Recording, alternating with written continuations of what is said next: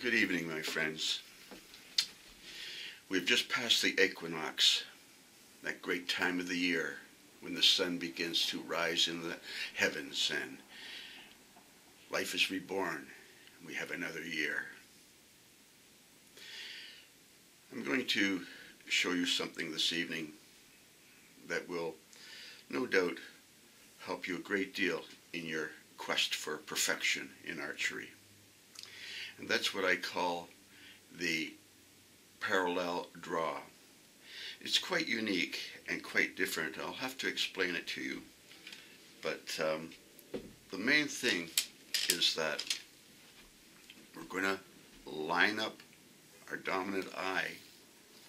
But rather than the usual way of trying to line up the arrow and get everything all preset before we draw, we're actually going to hold the arrow to our right or your left parallel to the eye. So it's going to be more like I'm looking at the target, and you'll see that my arrow is out here. Not like that, not like that, not trying to get it all lined up. It's just out here. But as I do the draw, you'll see it will just come over. Get it? So we're not going to be doing pre-aim like this. No pre-aim. It's just that the eye is on the target. Anyhow, that's the best way that I have found so far of lining up the arrow is not to line it up, but to bring it in parallel with the left and the right arm together.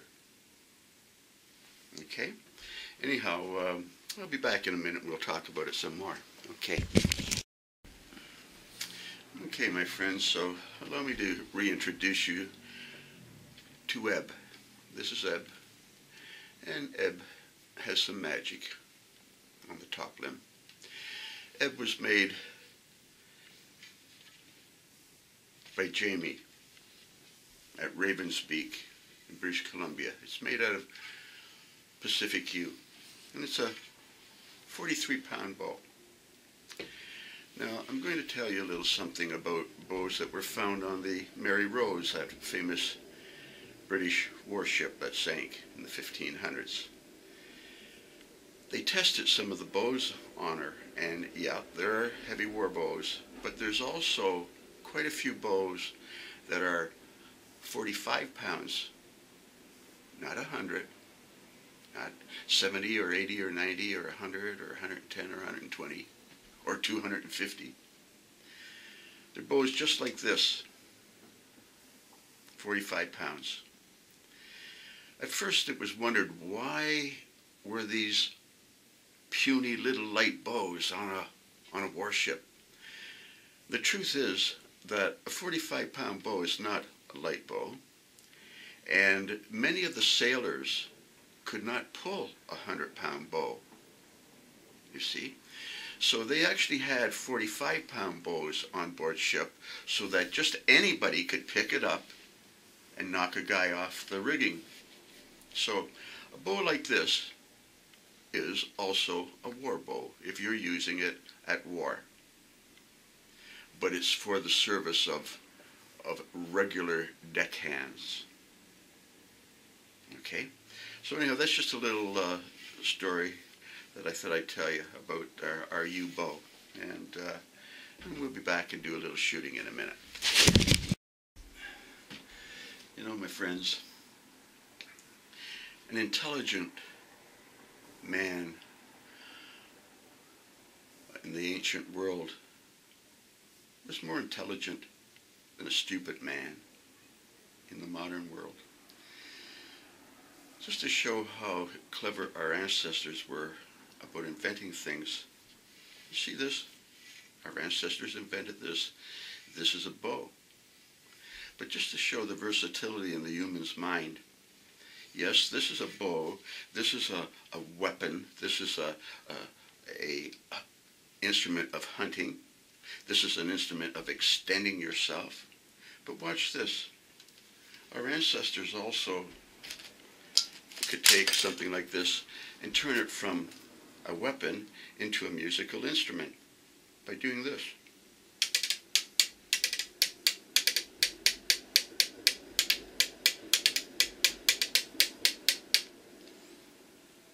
You can make a little rhythm with it. So they invented the bow, but they also invented the musical instrument. And then also they would take the string and slacken it a bit and put it on a little stick, and they could go back and forth. They could turn it into a drill. They would drill things like making beads. So they invented a tool with it. Also, if they did the same thing and had a blunt end on the drill and they went back and forth, they could create enough friction that they would make fire. You see, our ancestors were very intelligent, and they could apply their minds with imagination to making many, many things. It's just a kind of a neat story, though. But I kind of like that little musical instrument. Anyhow, I'll be back in a minute. Okay, my friends, so in this new technique of not lining up the arrow in the beginning, there's a few things that I have to explain, because I've shown you so many different styles that it gets confusing. So in this style, we are going to adopt the idea for placing the feet of simply having a slightly open stance. We're simply going to look at the target with the dominant eye and just lift up the back foot and put it down. So the back foot is a little bit to the right of the front foot. That's all. It's a very stable, kind of thing. I'm not going to fall down. It's just the most natural way of standing for me. So it's eye on, and just stand there and look at your target. So that's one thing. Now, I've been showing you ways of, drawing to the ear or drawing to the magic spot, but I've been teaching you the 45-degree cant. Okay, so if you're going to cant and you're going to deliberately pick a cant, 45 degrees is a great one. But in this style, we're not doing that. We are actually not going to grip the bow, but we're going to leave our fingers open like this, so that it's just a trough. And the bow would actually just fall right through. We're not holding it. By doing that, the bow will always follow the string. So the string always wants to go through the center of the bow. So that's why we're not gripping it. Okay? Also, what we're doing is when we put the bow up and we're going to line it up, we're going to leave our fingers open, and we're just going to let the bow not be at 45 degrees. You see? Watch. You see how it moved up? So that's not 45 degrees. Well, that's where we're going to allow the bow to sit. So we are allowing the bow to find its own natural cant by following its own string. And if our feet are slightly farther apart, it doesn't matter, because when it finds its own spot, it will line up for the feet there. If I move my feet slightly and I do the same thing and relax, it rolls to there. It will always roll to the correct angle. So you don't have to place your feet exactly and stand exactly this way, because your eyesight will allow you to find your natural cant. So that's the natural cant, okay? It's not 45 degrees, it's not 90 degrees, it's not anything other than allowing the pressure to find its own position. So that's how we're going to find the cant. And again, we don't grip the bow in this situation. Now, when we put the bow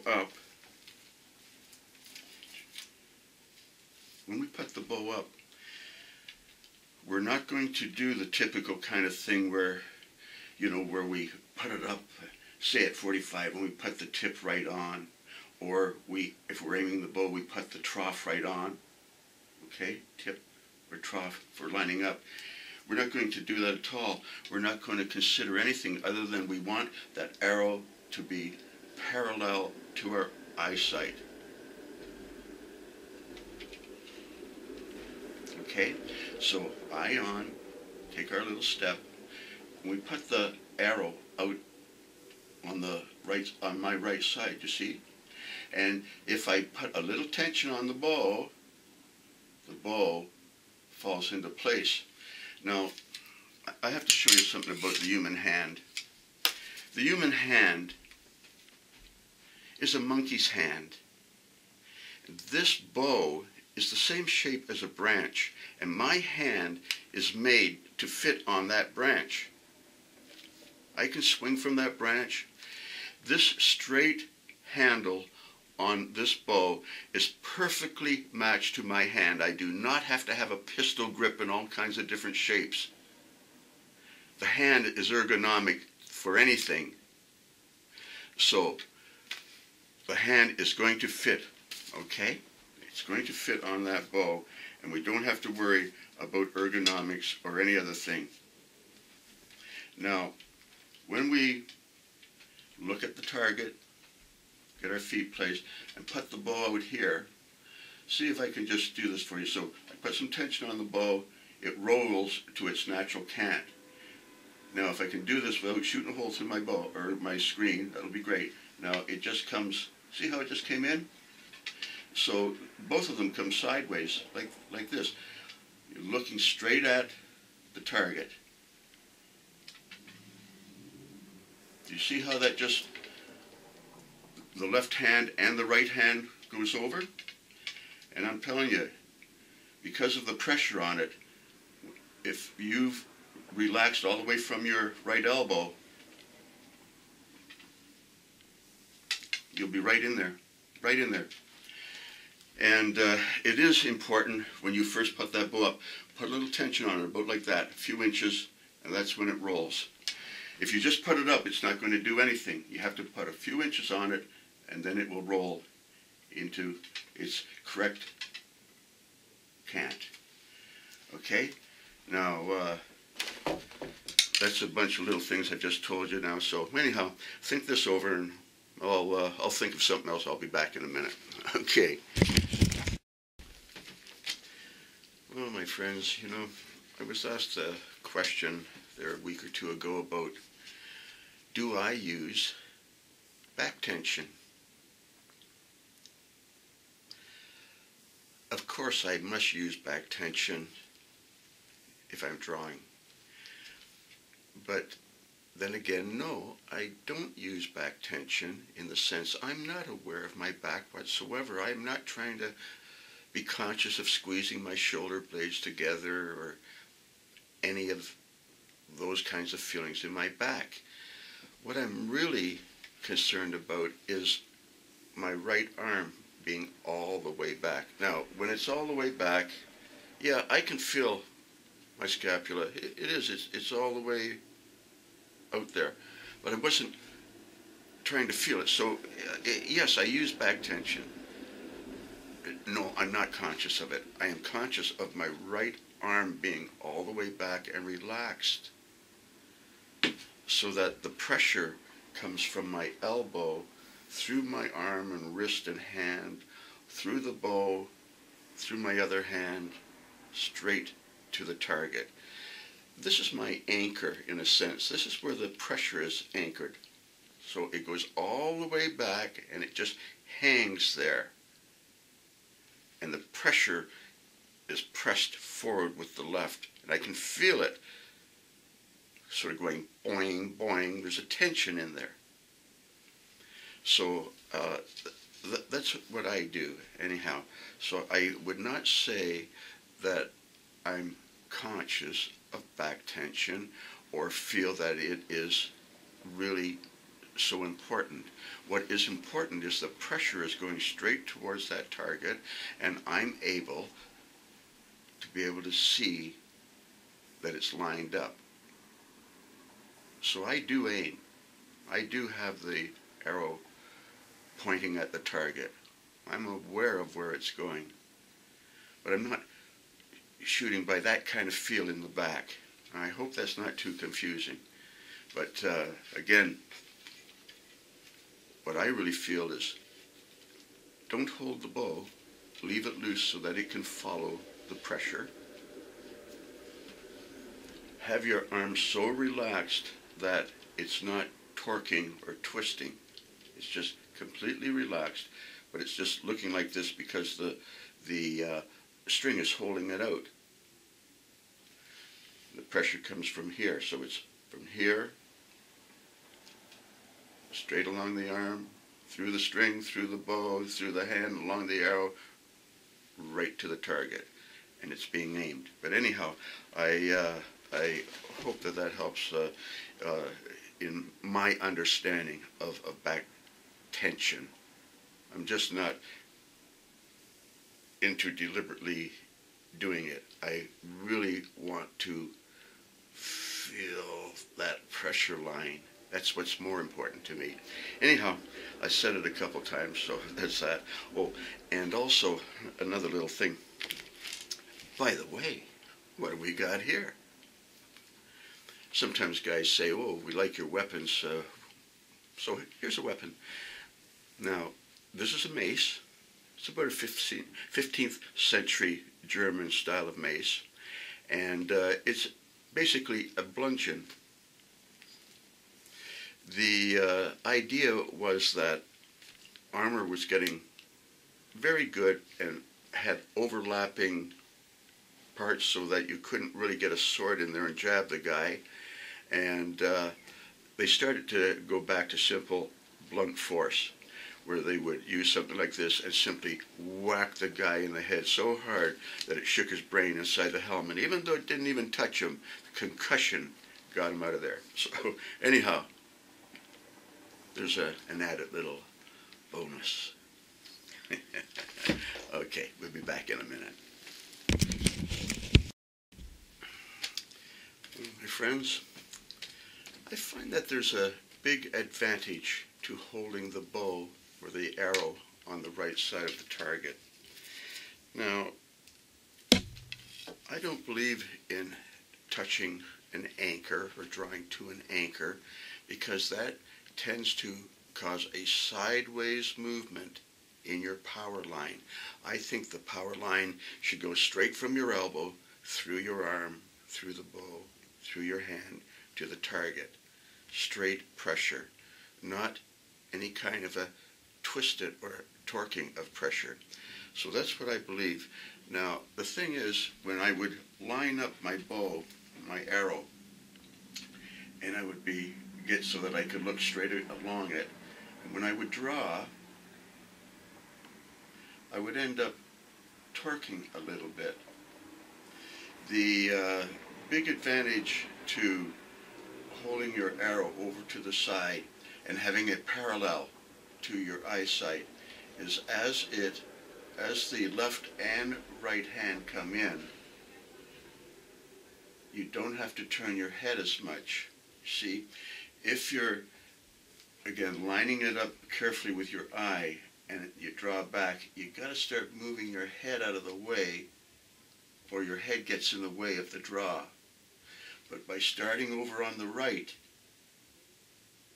it just swings in and it just gets online easier or better without as much twisting of the head.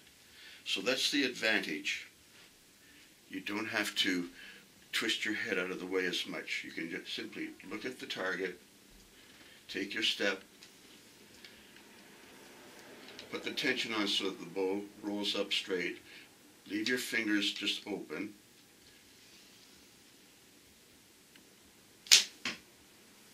wango tango, just like that. So anyhow, I didn't have to move my head a great deal. So that's what I'm going to suggest. I'd like you to try getting your stance, holding it so that it appears like it's going parallel to the target, but it's not pointing at the target, and drawing and allowing the pressure just to bring them over. I think that you might find that that's quite helpful, you know. Anyhow, we're into the new year, and we're going to have a good time, and I hope you've had a great Christmas, and have fun. I'll talk to you later. Okay, bye now, guys. Take care.